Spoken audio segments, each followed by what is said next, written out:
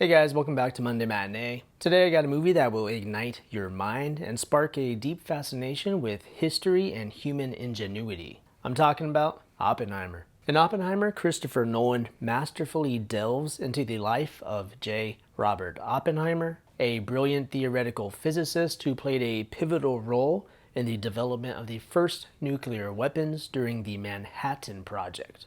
The film takes us on a journey through Oppenheimer's academic pursuits, his encounters with significant figures like Jean Tatlock and Ernest Lawrence, and his eventual involvement with creating the atomic bomb. So Cillian Murphy delivers this captivating performance as J. Robert Oppenheimer, brilliantly capturing the complexities of a man torn between his scientific ambitions and the moral dilemmas posed by the atomic bomb. Emily Blunt is also great as Kitty Oppenheimer, providing a compelling portrayal of Oppenheimer's wife, who stands by her husband's side as he navigates the turbulent waters of history. And one of the film's strengths definitely lies in its ability to humanize historical figures and present them as multi-dimensional characters. The interactions between Oppenheimer and other renowned scientists like Niels Bohr and Edward Teller offer fascinating insights into the intellectual debates and struggles of the time. The movie also skillfully captures that mounting tension and urgency in the development of the atomic bomb during World War II.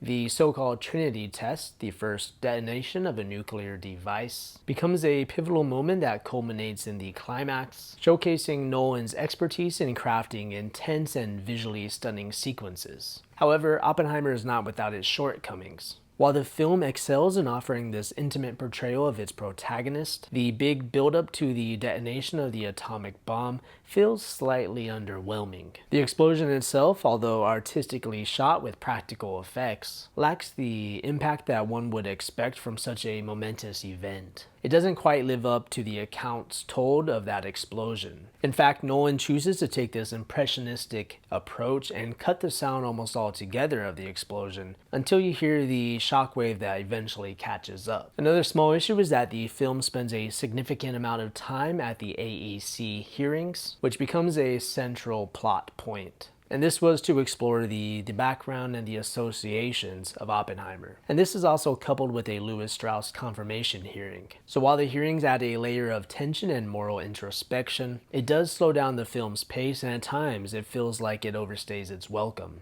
It actually runs the entirety of the film, though it wouldn't be Christopher Nolan without multiple storylines and time frames intercut between each other. However, this narrative choice allows for deeper exploration of Oppenheimer's character and his internal struggle with the consequences of his work.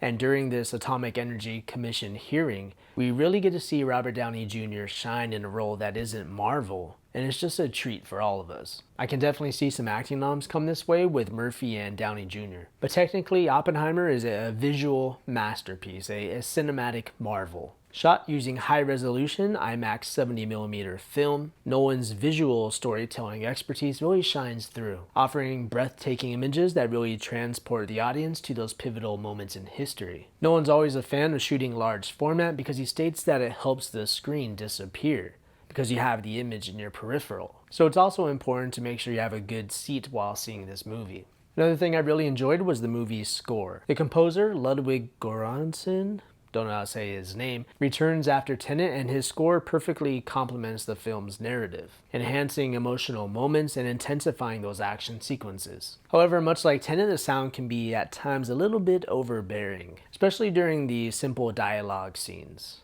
Actually, this movie is a lot of just men sitting around talking in a room, and probably the most expensive one too at $100 to $180 million budget. But it's entertaining, and these aren't your normal dinner table conversations. So in conclusion, Oppenheimer is an epic biographical thriller that masterfully weaves science, history, and human drama. With Cillian Murphy's captivating performance, Nolan's visionary direction, and a stellar supporting cast, the film successfully immerses audience in the complex life and legacy of J. Robert Oppenheimer.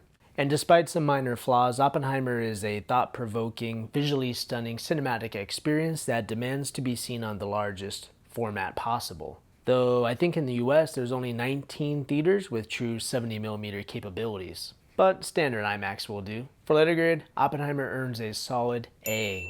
A must-watch for history enthusiasts, fans of Nolan's work, and anyone intrigued by the impact of one man's decision on the course of history. And if you want to dive even deeper, the source material for this movie is a book called American Prometheus, The Triumph and Tragedy of J. Robert Oppenheimer by Kai Bird and Martin Sherwin. Alright guys, that's all. As always, just a quick review. Thanks for watching and see you on the next one.